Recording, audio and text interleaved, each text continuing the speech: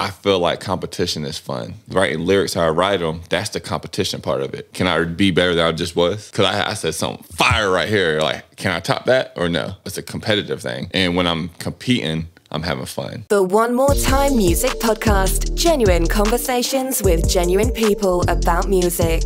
Hosted by Henry with a 3 and Playback Ben. Went from Beamer Coops to Pencils. Don't want this to end, so part that one more time. Part that one more time. Part that shit like one more time. They part that one more time. Ladies and gentlemen, welcome back for another episode of the One More Time Podcast. I'm your host, Playback Ben, here with my co-host. Henry with a 3, because Henry with an E was already taken by somebody. Fuck that guy. Henry, who do we have in the hot seat today, my friend? Welcoming in on episode 56 of the One More Time Podcast, legendary record producer, husband to Alicia Keys, co-founder of Versus, key part of the Rough Riders. You know him as Swizz Beats. Swizzy. Swizzy. Swizzy. In all seriousness, we have friend, collaborator, dope rapper, party promoter, club promoter. We got Clip Monstar in the motherfucking building. Clip. We in the building, baby. This is a highly anticipated episode, at least amongst us. It's been in the making, for sure. For about 56 episodes. Yeah. I want to know, though, have you got the Swizz Beats thing before? Every day. Okay, good. Every day around like the every day around the music community. Sure. Like, you know, Sure. Yeah. around the basketball community, it's Joe Budden and Okay, I could fuck, Joe Budden is great. That would have been a Yeah. good one, too. who's that fucking other dude? Carlos Boozer. Oh, Boozer. yeah. See, I'm a Carolina guy, so fuck that. Yeah, But that would have been a really funny roast. But speaking of the fact that you are about, what, 6'7"? 6'7", yes sir. So how often do you get like, oh my God, do you play basketball? Like, is that like Every day. Yeah, has And to I be. do play basketball. You're feeding into the stereotype. right. Yeah. Definitely. How much have you been hooping lately? At least every other day. Every other day. Yeah, Okay. you're in a league, right? I mean, he plays for real. Yeah, I was in the ABA, you know what I'm saying? So that was what the ABA, that's what the NBA was before it converted to NBA or ABA, yeah. So yeah, I was in that. We lost in the playoffs, so that's over with. Now I'm just playing in like some other league in Gwinnett. It's not nothing serious. Is it at this point, is it like pure fun for you, exercise? Like, how are you kind of approaching it? You know what I mean? Just exercise, Yeah. competition.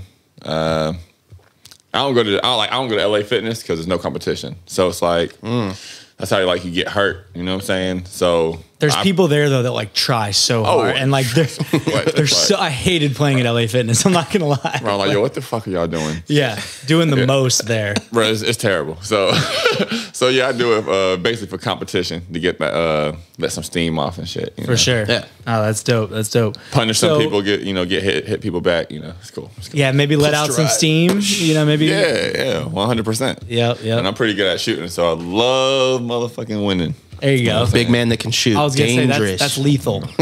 So can you confirm or deny the fact that you have a song from the past called Basketballtitis? That was my first song I ever made, I think. No way. I think it was one of the first ones I recorded. One of my main ones I recorded. It's called Basketballtitis. Oh, Titus. Okay, Yeah, so Basketballtitis. It's pretty trash. it's an incredible name. No, I heard that and I was like, oh man, he's definitely grown up as an artist. over the years. I mean, I had a whole bunch of basketball references, but nothing like what I got now. Okay, well, let's You know not what I'm saying? forget Curry Flow. Did Yeah, drop that's right, not just that now- long ago. I just basketball song. Yeah. It's definitely a basketball song, but like levels to the shit. Like, Yeah. Yeah, advanced. For sure. Way more advanced. It was a little more elementary with Yeah, Basketballtitis. is definitely elementary. Yeah. I like to hoop, and I be hooping. You ever heard that? What song was it? Curtis Blow that was redone. Basketball is my favorite sport. It was some I love the way corny- you dribble up and down the court. It was some corny shit like that. Yeah, that's incredible. Some Will Smith hip hop. So, you know, before we do get into kind of the evolution of the bars, because they've definitely evolved over the years, you know, from you. Oh, yes. Kind of paint us a picture of like, you know, where you grew up, like the circumstances that you grew up in, right? Like paint us that early Clippo, right? Like you know, what was your childhood like? I mean, we grew up in a trailer park. Shit, man. What, outside of the city, right? Outside the city. Okay, Yeah, right. outside the city. So like north of Atlanta, I would say It's a spot called Hall County. So people call it Hell County. Okay. Because basically it's hell. You know what I'm saying? No one wants to be there. You get stuck there. It's horrible. You know what I'm saying? So, but yeah, we grew up in a trailer park. Well, I grew up in a trailer park since I was like 10, you know. And I was there literally from 10 to 17 when I went to college. And then came back to the trailer park, you know. Yeah, so I mean, what kind of shit were you kind of exposed to, like in that environment? I mean, you know, Hell County, like, you know, what were you seeing? Kind of like what was going on?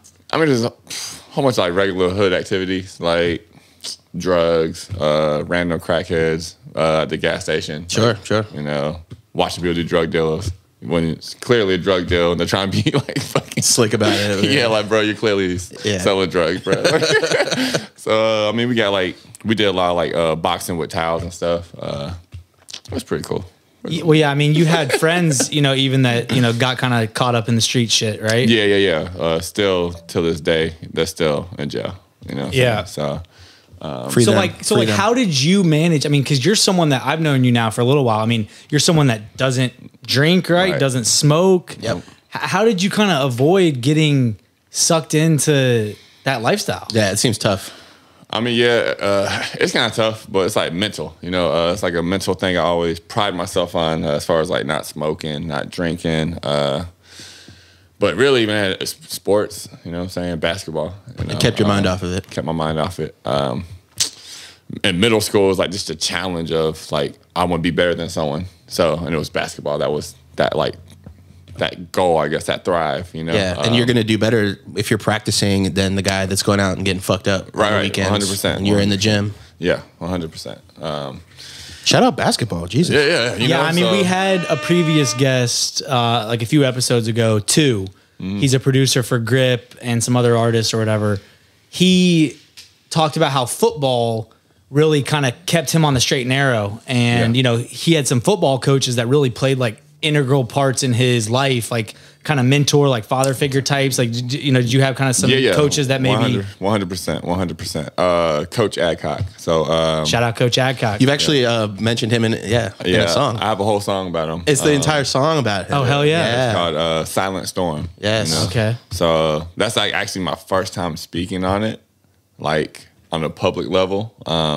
Yeah, for those that aren't familiar with the record, kind of tell us about, like, you know, what were you saying? Basically, I was just, you know, talking about how, you know, I was on the dumb shit in high school. You know, I was basically dropping out, and he came to my house, you know, and picked me up. You know, I bring your ass outside. You know, like, what are you doing? Like, so he picks me up, waits for me to get dressed. I'm taking my time, you know, 'cause I'm hard-headed, so I'm taking my time. Like, yeah, he's gonna fucking leave. He never fucking leaves. So he knocks on the door again, blows the horn. I'm like, oh, what the fuck? I had to leave. He's like, I got all day, Clippo. Yeah, basically, you got all fucking day. Fucking ass out here. So, you know, I go outside, and from that day forward, like, I didn't miss one day of school. He picked me up and took me home every day for 2 years straight. Damn, man. Yeah, man. So without that, you know, it'd been a whole nother trail, you know? Yeah. So, a different path. I just hear those stories, and, like, you know, I don't have the same experiences, right, of maybe, you know, growing up with those circumstances, right? But I can imagine, like, and appreciate, like, how important that that is. For sure. I mean, you know, at the time, you don't know how important it is, you know? Like, it's not until you reflect back and like, damn, you know?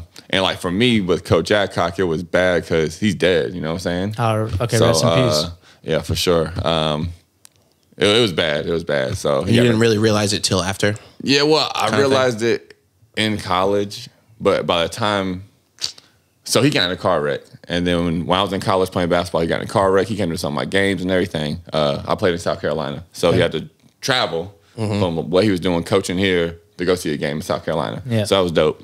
But he got in a car wreck, and I was like, damn, I'm going to come see you. You know, he called me. He told me about it. So I was like, I'm going to come see him in the hospital. He said he wanted to see me. I was like, all right, cool. And I never went. You know what I'm saying? So, and then he died. So it was like, that was our last conversation. So it was like, damn, does that shit kind of like haunt you a little bit? I mean, yeah, I think about it like every day. Damn. Yeah, that's haunting every day. Yeah, I think about it every day.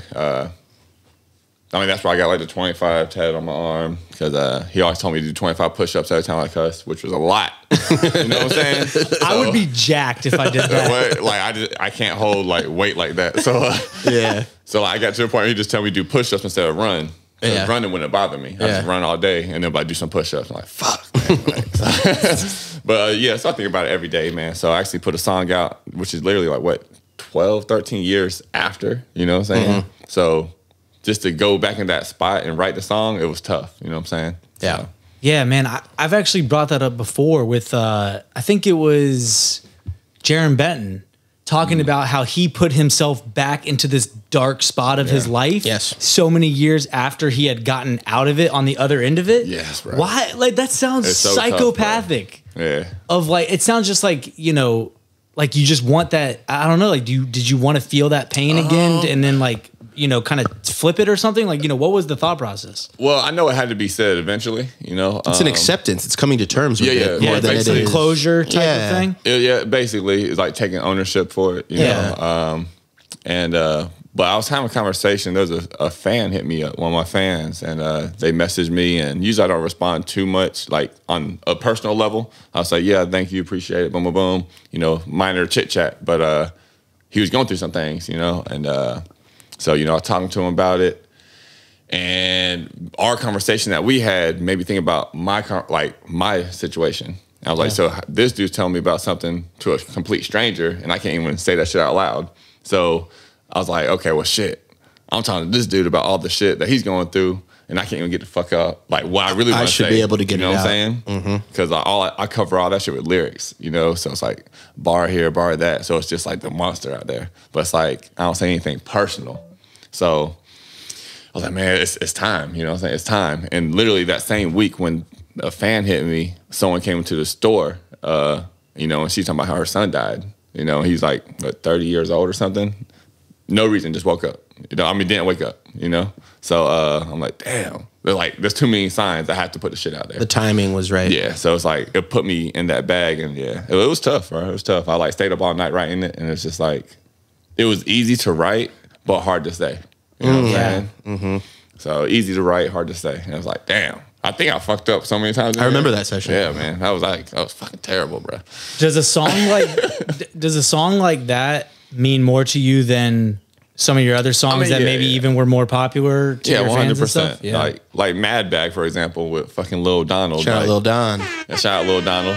Like, that song went crazy in Atlanta. Well, I was performing that shit every night for like a year, you know?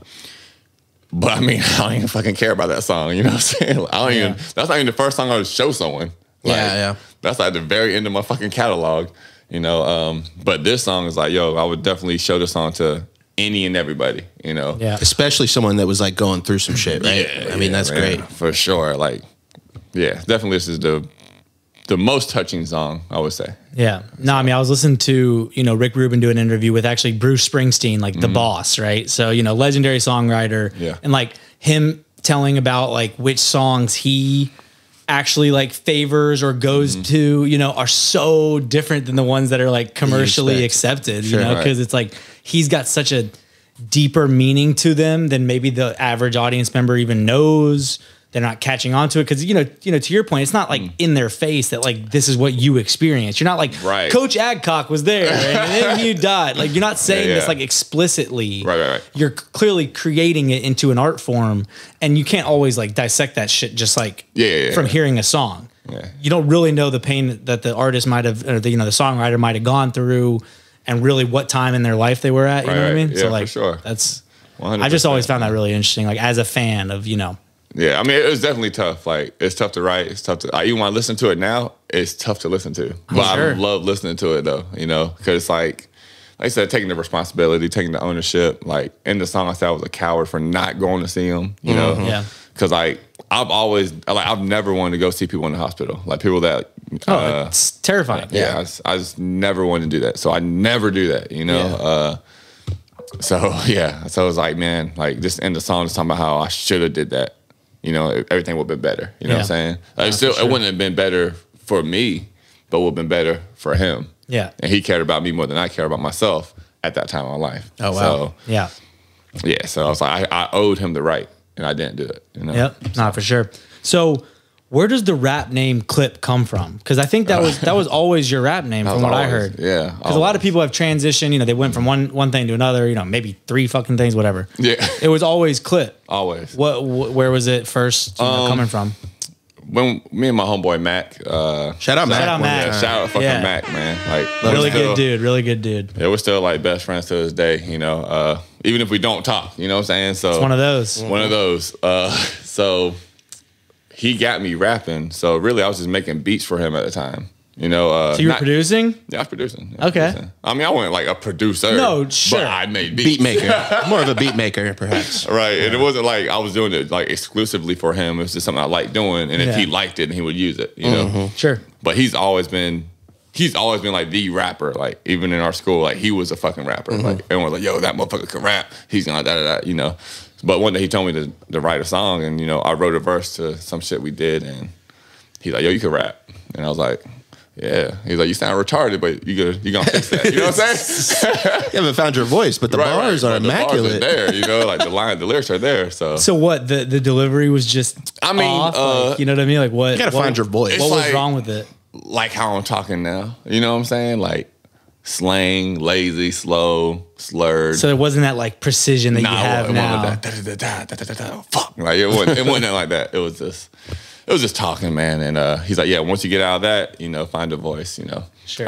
But yeah, so anyway, so he was Mac and I was Clip. So and everywhere Okay. he went, I went. You know what I'm saying? So you guys were like tied at the hip. Yeah, we was always solid. But he always had like his own like kind of circle that he had, and I always had my kind of circle that I had because I was involved in sports and he was involved in other things. Yeah. So it's like I don't know. We went by too deep. We was always too deep, but it was like just the two of us. But we always had a lot of motherfuckers around us. Yeah. So, you know, that's pretty dope. That's cool. Yeah. That's but cool. yeah, that's how I got it. Mac and Clip. And how about the Monstar? Let's get that story. I like that hat, by the way. Oh yeah, you see me out here, you know, advertisement. Is that new? I haven't seen those. It's very new. Yeah. Yeah, it's new. Well, yeah, we should barter the auto-tune shirt we just gave you for a Yeah. Monstar hat. I'm Trying to get with a it. trucker. What's up? Yeah. I know. Hey, is this a trucker? I don't even know. What I don't It know. is. I think so. It is. Yeah. Yeah, it's pretty solid. Where did that come from, though? Is it? I mean, obviously Space Jam. Well, it wasn't Face Jam, right? Okay. So that's the crazy part. Even though I'm basketball head, I was gonna say it Had to be seemed- Space Jam. It seemed logical. right for sure, but that's not where it's from. My older brother, Justin, he saw that I was like making moves with the music. So he's like, oh, if you're gonna be serious about it, then you gotta do it the right way. I was like, all right, cool. So he came up with the record label. So he was the business mind. He was he's the business one, the professional one. He was the Ben to the H3. You know what I'm saying? So I was like, all right, cool. And you know, so it was his idea to do that and do it properly. And you know, we thought bigger the people, like the bigger the brand. So we got a whole bunch of motherfuckers, like, and just we had like 15 artists at fucking day 2 of the label. You know what I'm saying? And out of all those fucking 16, 15 people, there's me. You know what I'm saying? Yeah, I mean, None of them are there no more. You feel me? So there's one other person actually, Beezy, but he don't really make music like that. Yeah, shout out Beezy. Yeah, shout out Beezy. He talented as hell. He just don't make. so you came out the fucking gates with that many? Yeah, bro. Because like. Because I knew you had like always- upwards of 20 over the time of Monstar, but I didn't know Yeah. it was like almost all at Bro, out once. the gate, 15 on man. day 2. Yeah, I was like, yo, like 15 people a day too. I was like, y'all making a label. I want you to be part of it. I think you're gonna be dope. Boom. And Just boom, like that. that's not, you know, I got like fucking 30 Monstar shirts made. Everyone's wearing a red Monstar shirt, a green Monstar shirt. Like they weren't even the same logo. Like I had like a whole microphone. Like there was a whole different logo. But it was So you lit. tatted It was lit right so, off the back. So you tatted the old logo on your arm? Yeah, it's like an old microphone I love with that. a face on it. So He's like, fuck, whatever. It's still a memory. yeah, it's still dope. Like I said, it's still a memory. Yeah. For sure. But yeah, we was lit right off the back. Like there's never been a moment when I hasn't been lit. But where does the name come from if not Space Jam? I don't know where he got it from. I guess it's like them. He got it from Space Jam. Just I Monster. think it was like Monster, but a creative But way. we're stars. Yeah. You know what I'm saying? Yeah. And And so that was right when you got home from college, pretty much. pretty much. So So you were hooping, yeah, I was hooping in college. but you were also like sharpening your skills there, from what I heard. Yeah. So when I was in What were you college, doing? Yeah, like to improve with rap. I was making beats, and I was actually like trying to rap myself, like trying to. So just practicing. Yeah, I was just rapping, man. And because my lyrics, every time I wrote my lyrics down, and every time I heard like a good rapper, I'm like, yo, my lyrics are better than that. I just gotta figure out a way to present it. Yeah. You know? So I just kept rapping, kept writing, kept producing. Like I made a beat every single day when I was in college. Get out, practice, make a beat. Yeah. Write a song at least once a week. You know, so I was doing more then than I am now. You know what I'm saying? So, but I ain't got time to do it now. But yeah, I was going hard, man. It was crazy. Was that tough though, managing that like with practice and like 100%. School and shit? Yeah. But it was fun at the time. It wasn't a business. It was just, it was like, yo, it was a hobby. When it's a hobby, it's easy. When you start investing money into it, a little more pressure. And you have a fucking family. Yeah. And you have bills. Right. It's a totally different ball game. You know what I'm saying? You have to dedicate yourself to want to work. You know what I'm saying? Like 3 o'clock in the morning instead of 3 o'clock in the afternoon. You have to work. So, like I said, when I was in college, I didn't have no money. I had nowhere to go. It didn't fucking matter. I went to the gym, class, studio. Yeah. Studio was in my dorm because I had my own studio. So that's how that was. Yeah, man. I feel like, and this is coming from the one, as you mentioned, like I'm clearly more of the business, mind. But at the same time, like for the business to work, you somehow have to put yourself back in that position of when it was so fun. Right. You know what I mean? Or else it just sucks. Yeah, or else literally it's just a fucking another 9 to 5. It's just a job again, right. Yeah. So like, how do you do that? I wish I had the fucking answers right now, but I'm just kind of like talking this out of you saying like back when it was just for fun, right? And how you were just going crazy and like, and it does shift when you start putting money up. Yeah, man. When you start having kids, right? When you buy a fucking house. When you get a pool in your house, I mean, this dude is on your fucking phone in the pool. Yeah, exactly. When you got to buy a new phone because your phone's in the fucking pool, right? No, but it's interesting to think about. Of like, you gotta. I mean, this is just talking to y'all out there. I mean, someone help us because it literally is like, what's the answer? Because when you do flip the switch into like, I'm trying to make this a career, right? I'm not just doing this to satisfy this fun, creative thing I want to do. I actually want to make money off of it. I mean, how do you kind of like navigate those waters? Drop a comment below. Yeah, please. I mean, like if anyone's got therapy sessions ready for us. Like for me, there's like a balance between fun and competition, right? So I feel like competition is fun. Yes. So me just being like writing lyrics how I write them, that's the competition part of it. Can I be better than I just was? Because I said something fire right here. Like, can I top that or no? So it's like, for me, it's a competitive thing. And when I'm competing, I'm having fun. You know what I'm saying?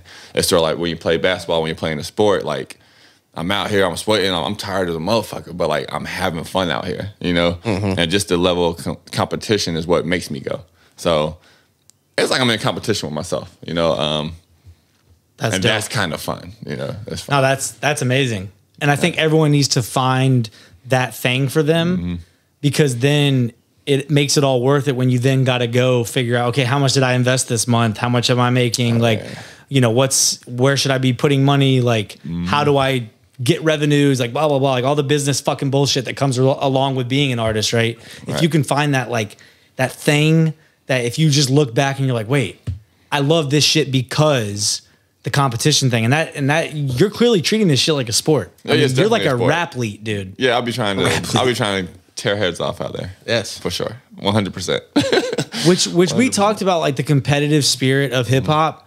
We even talked about with Ben Riley about like he's in a little rap group, and the reason why he thinks it's successful, even though they're kind of they do their own thing, solo stuff, whatever, blah blah blah. But the competition side of it, man, of like, oh, someone hopped on the song first and like, oh, that shit was fire, but like, I got to come with it, like second verse. And that's how Monstar was so big at first, because everyone was not like dissing each other, but they was in competition. Like, it was healthy competition. So it's like, all right, yeah, you dropped a fire song. You can't drop no bullshit. So, or let's say, even if you go to a show or something, he went to this show, he went to your show, you gotta go to his show. Right. So now everywhere we go, we fucking 100 deep, 50 deep, 100 deep. So, but it's like the competition, like, It's healthy, man. Healthy competition breeds greatness. Yeah, It does. Facts, every time. Period. Just sharpens the sword. I mean, steel sharpens steel, I think is what, Ben Riley had said. And like, I completely agree with that. 100%. And I think that applies to even, anything really. If you can find someone that's like a, business partner, a creative partner, a freaking, life partner, like a wife, whatever, that challenges you and like y'all keep trying to like level up together type shit. I mean, that really is a magical, thing to be honest. If there's not like a high score, like a leaderboard in a video game, then what's really the drive to do better and top your last high score? Like if you already got that. Fucking keeping track of your stats, like what the fuck are you doing? Yeah. Like there has to be something. Like for sure. You can't be like, yo, he had a great game. And like, okay. I had a great game last week too, but which game was how? better? Yeah, like, and how do you distinguish? Oh, because you had fucking 30 points, 10 rebounds, 10 assists. That's so. Okay, the game before that, he might look like he played better, but he had fucking 10 points. Are you out here dropping triple doubles? Nah. You hit him with a curveball there. He's like, Nah, you know it's crazy. So I don't rebound a lot. What? Yeah, man. But I'm not the biggest person on my team either, or on the court. And I'm skinny you play too, you play the 4? I play like probably like a 2, man. Yeah. Dude, like a 6'7" is not that tall in grand scheme of things. In the basketball. NBA, but not even like college, pro man. level Like college, I guess so. I mean, dude, you got 6'5" point guards type shit. Yeah, and they be fucking athletic as shit, bro. Like, yo, like, why are you jumping so high? Like, I'm supposed to be dunking. So. Yeah, I just remember my buddy, he played for American University. They ended up going to the NCAA tournament one year. And just like seeing even like him, and he's not like a North Carolina or a fucking Duke or anything, right? But just hanging around them, man, we'd go out to the bars in DC where, where American is. And like, I'm fucking 5'11" or whatever. And I looked like a damn midget. Like, man. He's 6'5" and he was the shortest one on his, like in his crew. Yeah. They were all 7-footers or fucking 6'7", 6'9", 6'10", whatever. Yeah, it was crazy, man. Motherfuckers is big, bro. And that's just like average. I'm serious. Motherfuckers is big, bro. Yeah. But so, so I wanted to ask this because this is important. Okay. You end up coming back from school. You're like just starting to kind of, really take the artist thing seriously, but you want to do this label because, you think that's kind of what, to be legit, you need to, maybe do that. Right. You end up working with like 20 artists, almost 15 artists. Yeah. How are you managing the time though, between yourself and your own artistry, right? And them? So that's where I took a hit, I took a hit definitely on myself, but I was trying to make something bigger than myself. Because even to this day, I still think Monstar is bigger than Clip. You know what I'm saying? So the brand is always gonna be bigger than the one person, unless you're like just that thing, like you Wayne. And even then, he got damn Young Money, Cash Money bigger than him, right? So it's like I always think the team is bigger than the individual. When you think about the Lakers, like great dynasty, Boston Celtics, like you don't think about like, oh yeah, just Larry Bird. No, Larry Bird didn't win all fucking 30 championships, So I think about the team, and as a team aspect, I'm like, yo, if everyone is strong, we're gonna be crazy. Like we're gonna take over. Like one great soldier or 100 good soldiers. I'll take 100 good ones. We're gonna beat you up every time. Right. Yeah. So that's my mentality anyway. Strength in numbers. So that's my mentality. But it did mess up. It didn't mess up. It slowed down my my individual skills, but it made the brand bigger. Do you think it was a bit too soon to have gone that, you know what I mean? Like kind of 0 to 100 type shit? You know what I mean?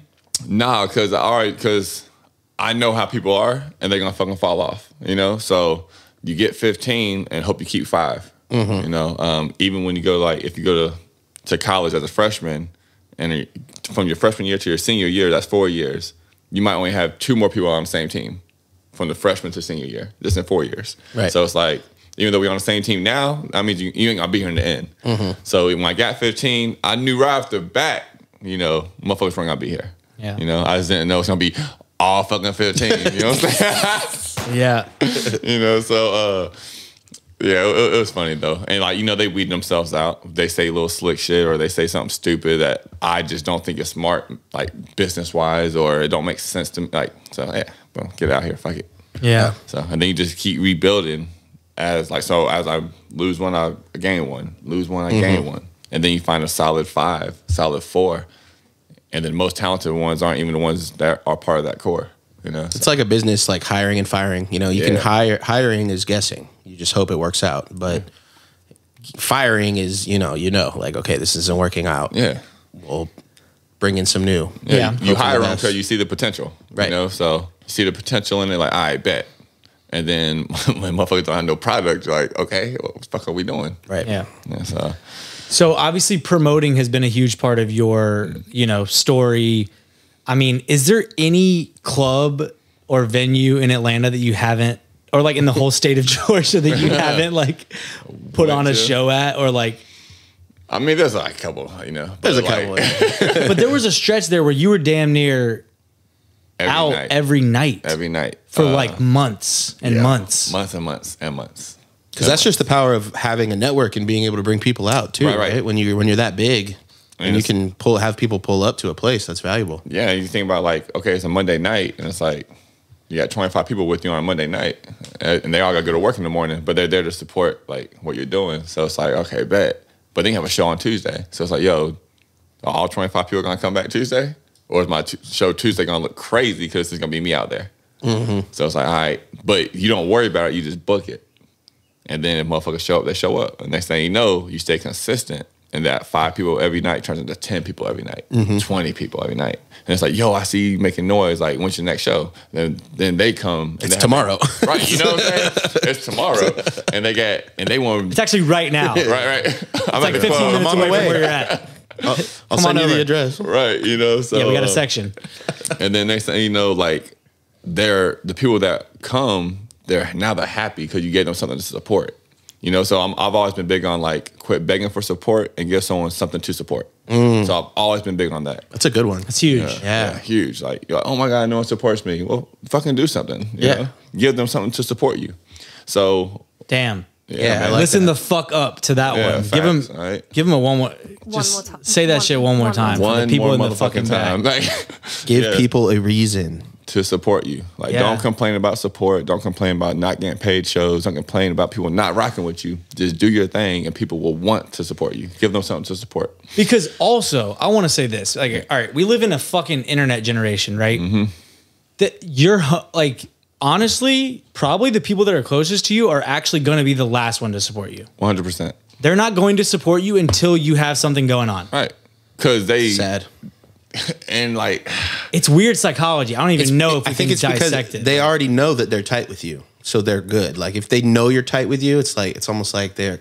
Oh, if he does his thing, then he does his thing. But people that, if you're not tight with someone, but you really believe in them and you want to support them, you kind of have to prove yourself more. You have to prove your, like... Which is messed up. But it's fucking weird. It is.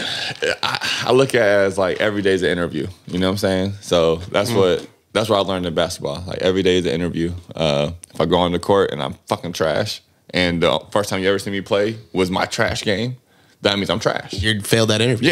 Yeah, there's no they're like, yo, I seen him. He shot the shit out the backboard. He's not fucking good. Yeah. You know what I'm saying?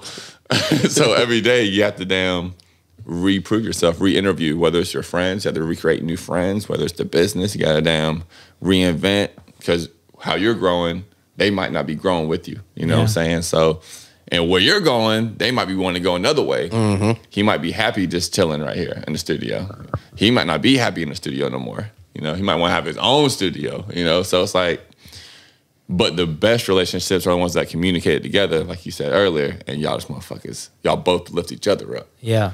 So. Even if you're on slightly different paths, right? Because even if you're in, let's just take like a highway, right? Even if you're in this lane and I'm in this lane, if we're fucking just moving along to the same, kind of general destination, even if we're in slightly different, lanes or whatever, right? Like, I mean, 100%. Like, and then even if it's a totally different lane, right? Totally different path. Yeah. It's a network. Like, life is all network, bro. All network. Comedian, producer, actor. You know what I'm saying? Basketball player. So, but when you go to an entertainment event, they're all fucking there. It's all one entertainment business. Yeah. So it's like, you go, you get bigger, awesome, because now we got bigger network. You go, you get bigger, okay, now we got bigger network. And you come together. You know what I'm saying? So it's like, I don't know. No, I mean, we just talked about this literally last night about like building that network, and like, it's not that we haven't acknowledged that, it's that we got to get back to that because that's the most important thing.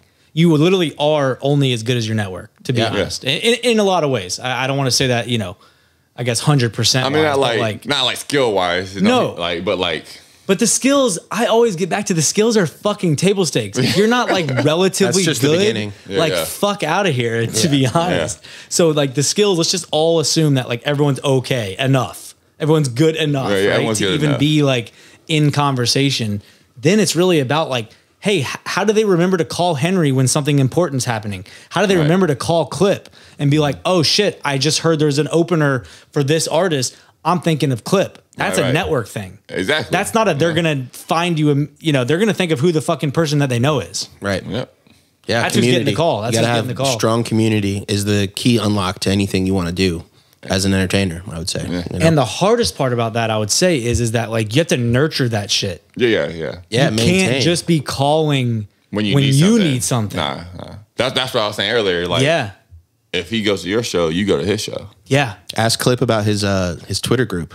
That's maintaining. Yeah, I got a whole little Twitter thing just for like Twitter followers. Yeah. You know, like the super fans kind of thing. You know, he gives them, you know, the early previews of stuff. You know, they kind of hear stuff first. Yeah. Oh, I just talked to him, you know. And just being there. I literally I'll just text him like, gang. And then they're like, oh shit, gang. So like, I just pop in there, say something, you know, they get stirred up a little bit. And they start talking shit about someone else. And I'm like, all right, cool. And I'm out, you know. but like. He just starts a riot. Like, gang, y'all seen that shit? That shit trash. And then everyone's like, what? Who you talking about? And I'm out. I don't even know what's going on. Like, they'll figure it out. Yeah. But no, it's dope, man. It's dope. Community. I mean, how important do you think that like being as active as you were, you know, has been? Oh yeah. You know what I mean? Like out and about, like every. Yeah. It was very important because even when I was doing the label, right, and I was putting everyone in front of me, the brand was getting bigger. So now I'm building the brand by doing showcases, and I meet other artists through engineers, through producers, you know, through other promoters. So now I'm doing a showcase. I'm hosting showcases, but I'm an artist. So like now people want to do features with me. So now I'm making feature money that meet me at the showcase that I'm hosting that they don't know I'm the promoter of. You know what I'm saying? So like that sounds like a double dip, amazing thing you have going. So like, and I might do a showcase and the prize is a free feature, right? But really it's a paid feature. Cause I made $1,000 at the door. Right. Yes. So I just got paid $1,000 for his feature. That's how you package it. Yeah. Yeah, that's creative. Yeah. So, you know, it's just being the artist out there everywhere, meeting all these other promoters. When I go out as an artist, they see like, yo, this motherfucker's deep. He got a crazy campaign. So they want to book me again. But I tell them like, yo, I'm not coming unless I get some money. You know, a percent of the door. Because when I brought 50 people, there was only 52 people in there. Right. My 50, the host, and the DJ. Right. So, so I'm gonna need some bread. Or it's like that. You know what I'm saying? So, so it's like, I'm gonna need some bread. Or if you want, we could do a showcase together. We could do a party together. You know, and yeah, man. That's how. So it's definitely served you well. Like, yeah. Like the only reason I'm doing parties now is because my artist run. Yeah. That's it. Like if I didn't do my artist run, none of the promoters, hosts, artists I met would know me. Yeah. So it wouldn't work. They're like, hey, Clip, how you do a showcase? Or how you do a party? I don't know. Fucking I ran the streets for fucking 6 years. You know, so it's like, this shit ain't gonna happen overnight.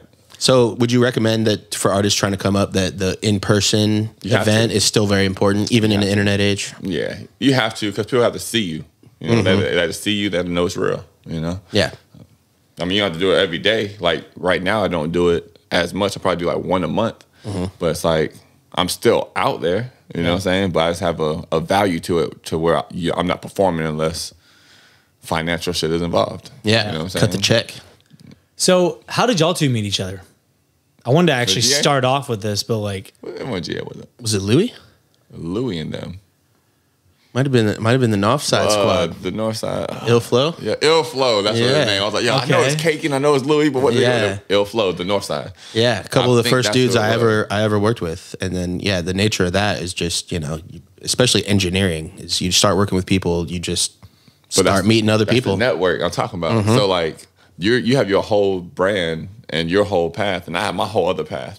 But it could be fucking conglomerate. You know what I'm saying? Like, it could be one big motherfucking thing where you have all your artists. I have all my artists from showcases, and like, bro, it's so big. It could be so big. Yeah, I think I met Gabe through you actually, because I believe I met you first. Might have been. It's been some years, many years now, but. Wait, hold on. I know what it was. It was Il Flow. They did a song called Shell or some shit, and GA was featured on it. Yeah. And they're like, yo, and Il Flow was already telling me to come here, and the GA's like, yeah, go there. And I was like, I bet, you know. But I'm stubborn, you know. I'm hard headed. I like my shit raw. I don't like any weird shit on my voice. After I got my voice to a certain point, I liked it. You know, so I was like, nah, I worked hard to get to this voice. I wanted to be raw, fucking cut, da-da-da. But when I came here, I haven't went nowhere else. You know what I'm saying? Like, even now. That's a cosign if I ever heard one. Yeah, I haven't went nowhere else, bro. Like, I go to other studios, I get mad, bro. I'm mad I'm there, like, because they're slow this? Also. Like, that's one thing I'll say about Henry. He's fucking fast. But it's like, thank you. It's just the chemistry. Well, you know what I'm saying? It's like, he knows where I want to sound. He knows what I meant to say. You know what I'm saying? Yeah. Like, he's like, hey, it's those little things. It's like little things, bro. We have a workflow for sure. To where I don't have to come out the booth. Yeah, and explain and point at the screen. Yeah, like, no, like this part goes here. Blows my mind, bro. Imagine me trying to tell someone, can you flex time right there? It's on the fourth bar. Yeah. I'm like, oh. You know what I'm saying? Like, they're like, what? What fourth bar? You mean like the eighth bar? No, it's the fourth bar. I said this right here. Can you flex time it? Yes. Then I'm like, what's that? Yeah. You know what I'm saying? Yeah. I'm like, you know what, bro? I'm just going to redo it. You know? So and then now I'm in a bad mood. Yeah. You know, now I don't record no more. Yeah, now it's killing your vibe. I mean, because you guys did a song together, another YouTube cipher. Shout out another YouTube cipher. Another YouTube cipher, whole lot of ganging. It's like a 3-part with 2 beat switches in the middle. It's 3 like beats. 3 beat in one fucking package deal. Legendary. And it stemmed from, you were like getting very intrigued by the YouTube space. Yeah, right? man. Crushing YouTube. Yeah, I was like, because I was watching like reaction channels to like artists. I think it was the whole Eminem versus MGK thing. And like as a lyricist, I'm like, yo, people really think MGK like out rapped Eminem? You're right. You know what I'm saying? I was like, am I seeing this right? This can't be real. So, you know, I go on YouTube, I was like, yo, let me just go to Kill Shot Reaction. Let me just see what they really saying. And like, there's a couple of dudes. Well, there's one main dude, No Life Shaq. So, shout out Shaq. Shout out Shaq. We love Shaq. So once I seen him, I was like, okay, that motherfucker likes bars. So I was like, and he's big, so let me just send him a song. He's gonna like my shit. Yeah, he's gonna like my shit. So and if he don't, I just want to hear what he got to say because he's because I saw him being very truthful on other songs. Like he was not holding back. Yeah, like he'll say like the cipher was trash. Like he'll shit like that. So I was like, all right, he don't know me, I don't know him, I don't give a fuck. My feelings won't be hurt. Send it to him. But but he actually responded because he has like. He's big, you know what I'm saying? So I was like, I didn't expect him to respond. But he did. So after I found out he responded, I called Henry. I was like, y'all need to set up a session before I respond back to him. You know what I'm saying? I gotta have something to come back with. So we're here, and that's when Codeine came with us. Yep. And we I wrote Knight Rider. So that's when we had like the Undertaker beat and everything. That's a huge song. It's a great song. Huge. Yeah, it's big. That's probably my biggest one right now. Yeah, I think so. And so he made the song, and as I'm making the song and Henry's like, you know, tweaking it, I'm fucking texting Shaq hoping he responds back. Like, yo, I got a song I'm sending to you. And I was like, well, I only got the audio. All I got is the audio. Like, that's it. So he's like, that's cool. I was like, I bet. So I sent it to him, and then when he posted it, I wasn't on YouTube at the time. But he posted it, and mad motherfucker sent me up. Facebook, Instagram. And I'm like, what the fuck?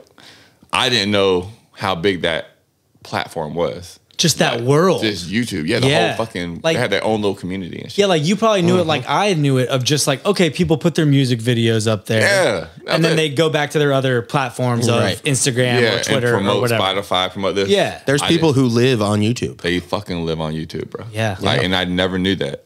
And like, a lot don't. It's like still a hit. Like it's a mystery out there. You as have to big be as on it YouTube. is, You have to be on artists YouTube. still don't utilize it, I think, to the full potential. But anyway, it's the new cable TV, people. Like people are watching YouTube more than who watches cable. There's a whole YouTube TV now. Yeah, literally.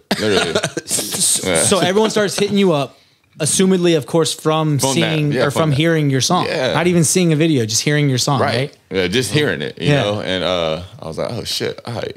And they're like, yeah, this dude named Shaq posted it. And I'm like, I was like, oh shit, everyone watched it? You know what I'm saying? Like people watch that shit? You know, so he sent me the link and I watched it, you know. I was feeling myself because, you know, he was fucking with it. So I was feeling myself. I'm like, yeah, okay, that's what the fuck I thought. People still care about lyrics. All right, bet. You know? So that got me going back into my bag. Because I got away from it. I was like, yo, I'm being too lyrical, you know? And I got away from it and I was dumbing down music and making music I wasn't very happy with, you know? So and that's something we haven't really touched on, but I think is very important to this guy right here. I mean, lyrics is easily like, I mean, this guy's lyrics are insane. You could like, I mean, I wish we had some time like to break down some of this guy's bars. We'll finish recording a song and then he'll come out and then I'll play through it and like, I'm like, all right, now we got to do you got to explain every right. double, triple entendre that I'm missing. Right. And it'll take like 20 minutes. We'll get like 2 bars in and there's like 3 things that I missed. Right. Oh, I mean, it's unreal. You've literally called me like after a clip session and been like, dude, you should hear the shit he just said. Like, yes. And it's unbelievable. It really is. I mean, I've explained it to my dad, and Clip's actually my dad's favorite rapper. That's fucking awesome. Shout out your bro. dad. So I guess he likes lyrics. Fucking H3 dad, bro. H3 senior. Yeah, senior. Yes, sir. That's it. So it clearly inspired you to get on YouTube. Yeah. So I was like, yeah, I got to put some shit on YouTube. Yeah. Because not thinking as a businessman, just thinking like, yo, I wonder if people still like lyrics. I don't have nothing. I didn't have nothing on YouTube. So like no channel. Start from scratch. I had like a basic channel that's it gets assigned, done to your Gmail. Yeah. So I'm like, and that was it. And I was like, damn, I fucked up. I should put something on YouTube. So I was like, next time I do it, I'm gonna have something on YouTube. So I sent him a video, but I didn't have a lot on YouTube. So he did it. He responded back to me, and he posted it. And I was like, I fucking bet, you know? And then my following got big at that. Like my YouTube following got big. Yeah. And that's when I came to Henry. I was like, yo, we need to do a song called Another YouTube Cypher. Oh, no, that's when we thought, no, I think you came to me. Well, we were in a session, you're like, yo, it'd be dope if we did this. You brought to my attention the fact that YouTube ciphers were kind of a hot thing at that point. There was a bunch of like YouTube rappers, if you will, that were linking up and doing ciphers, you know, and then you know, this man who's crushing, you know, the lyrics and starting getting to YouTube, you know, hasn't been invited to a YouTube cipher yet. Yeah. So I think the idea was we just make a 3-part song where the cipher goes from clip to clip to clip, essentially. That's it. How do you feel about the term YouTube rapper? I always thought that shit was corny as fuck. So I thought it was like, and when I say corny, I don't mean like corny like the term corny just to throw it out there, but it's like, yo, goofy, like you're not a real rapper. And I say that because you're not in front of people. You know what I'm saying? Like you're behind the screen. Like you're a social media guy. Like, and that's what I was saying earlier. It's important for me. It's important to be in front of people so people could feel you.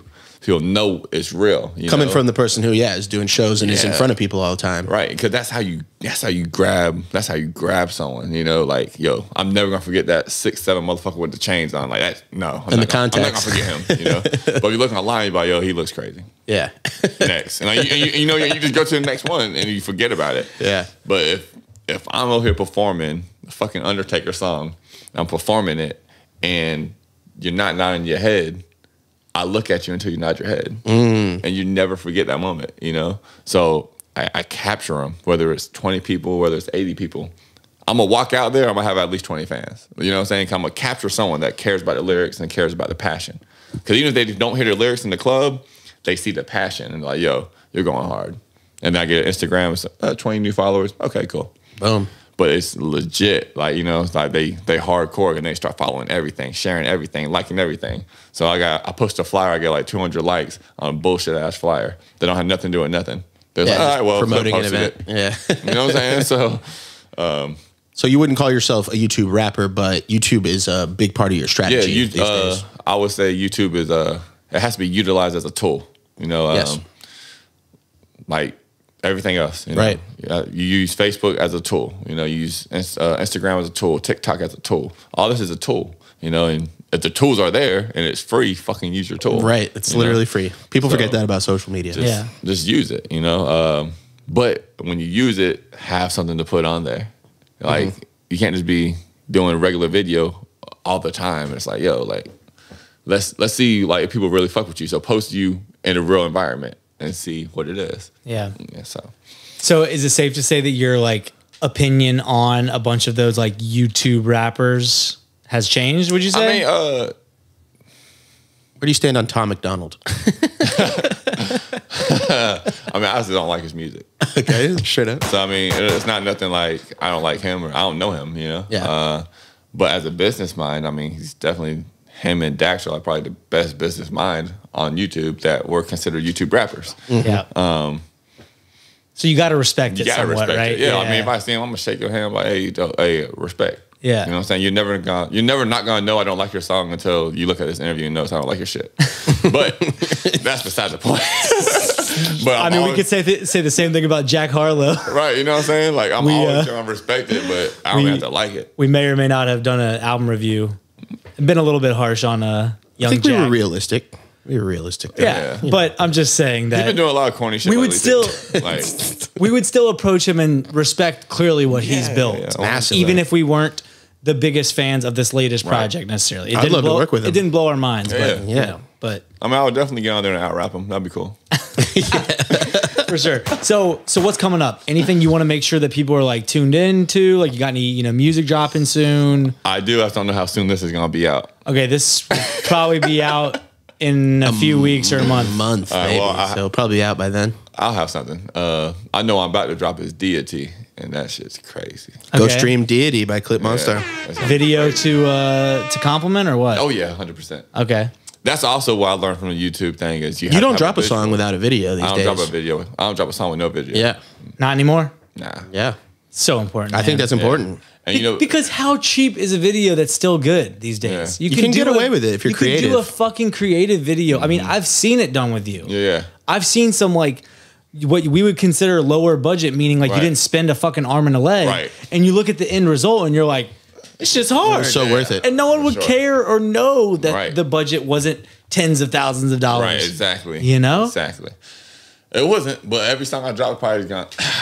I mean, it's expensive because the studio time, mixing and mastering, the video. Oh, for The- sure. the beat but I'm purchase. just It saying, adds up. like, Yeah. But that's yeah, like if you're independent, and that's why you have to have so much respect for the Tom McDonald's and the Daxes. That's why you have to have so much respect for them because that's how they started. You know what I'm saying? So it's like, damn, they were putting up $800 for every fucking song they dropped. Yeah. And Yeah. now they're dropping a song like every week. It's like, yo, this shit's crazy. I'm not spending $800 a week. It's not happening. You know what I'm saying? Until you start pulling in Until I $2,500 a start week. pulling You know what in, I'm saying? then it'll be different. Then I'm like, all right, hey Henry, I need like 5 songs mixed like ASAP. Bet. You know, I just know that like I've seen a lot of videos done on very skinny budgets. Yeah, I'm talking 100%. $200. I'm talking $300, Yeah, whatever, right. right? And I mean, like I get it if you might not be able to spend that every week, Yeah. but like. Me knowing people's alcohol and weed habits, I'm just gonna be honest. You could fucking save up $200 in a month. yeah, 100%. That's like what 3/8? I don't know, 4/8. Like fucking drug dealers over like, there. Like, I'm just saying, like what I haven't purchased did in we a grow up in while. the same But trailer park? No. yeah, exactly.